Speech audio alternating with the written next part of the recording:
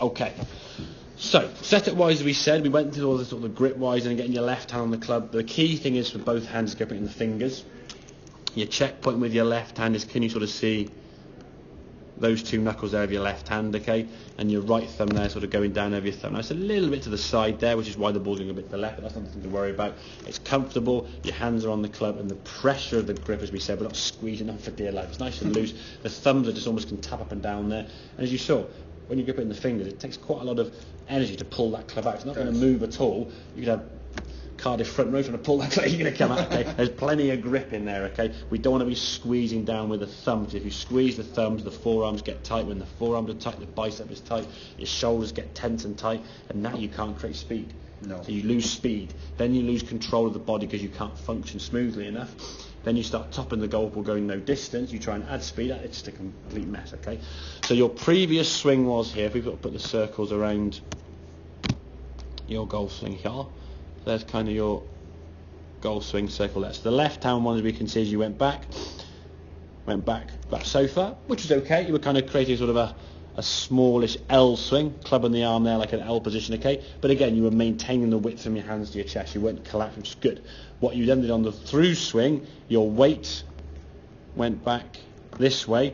Your left heel started to lift, as you can see here. Now that left heel lifting off the ground there, and the club was coming through, hitting up on the ball, and a very narrow, cramped sort of swing, arms into your chest there, sort of folding and flicking. Very much a golf swing of someone trying to lift it up in the air. Yeah. Once you kind of realise that the golf swing, you kind of want to be moving this way towards target, get your movement through the ball that way so the club is coming down, then the ball goes up. Now, if we look at your backswing length of your first one, okay, that was your backswing length there. Okay, this is now your backswing length. Yeah, It's a little bit longer, isn't it? It is. Okay, Yeah. suddenly now the club's gone basically past you. So you're creating an awful lot of power there, okay? So as you come back to the golf ball now, as you bring the golf club back down, lovely strike of that golf ball. That ball sort of shit. If I clear the circle, you'll see it now. Ball flying off the club face there nicely. Left heel staying down.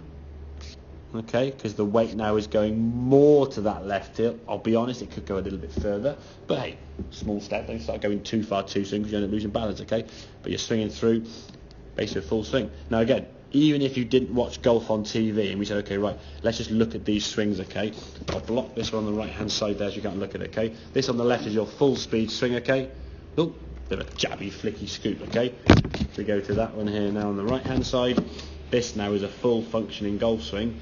Full back swing, and you move, you said, there you go. Pretty good movement. There's a nice smoothness and rhythm and fluid to that motion, okay? The swing is more powerful because you're going back further. You're hinging your wrists. There's a little bit of movement off the ball if we've been a bit critical, but that's nothing to worry about at the moment, okay? Just focus on that hinging of the wrist, creating power, allowing that clutch to go back further.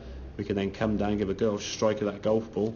Hey, you're in the ball, there's a couple of shots, 18, 90, 101 was your maximum there, okay? Yeah. With some good distance, okay? Whereas the first couple were going that, or still didn't go very far at all, but the other shots then were going 20, 30, 40 yards, kind of at most. Yeah. Now we're getting the arms to go a little bit further, going back more wrist hinge, fuller, longer shot. Okay, does that kind of make sense then, yeah? It does, yeah. Excellent, good. It does make sense. Any yeah. questions on that so far in terms of how we're looking at that swing as...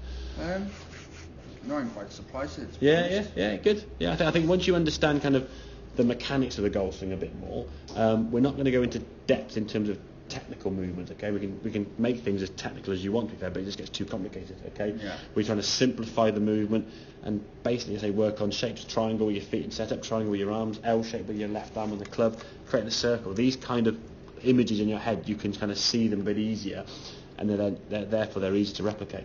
If you're trying to work on technical terms, it just gets a bit bogged down in theory. It's no good at all. Okay, so nice big sort of swing there, you're creating power, and this swing here now will be the same for every club.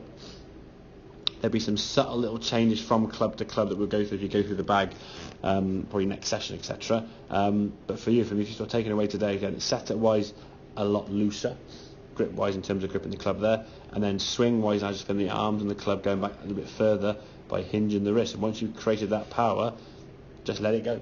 Kind of thing. Don't try and hit it hard from now, try to lift it up in the air. Club can come down, you can find the strike and push away the ball can go. If you find you start doing some of these shots again when you sort of top it and the ball goes just up in the air, chances are you've gone back to that flicking and scooping, or your weight's going back onto your right side. In some ways, if you can help it, when you hit some bad shots, just kind of be aware of where's my left heel.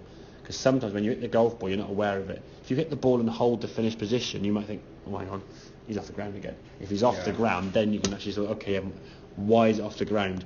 If that left heel's off the ground, it's not because you've lifted it, it's because you've leant back on this foot, and the left heel has to lift.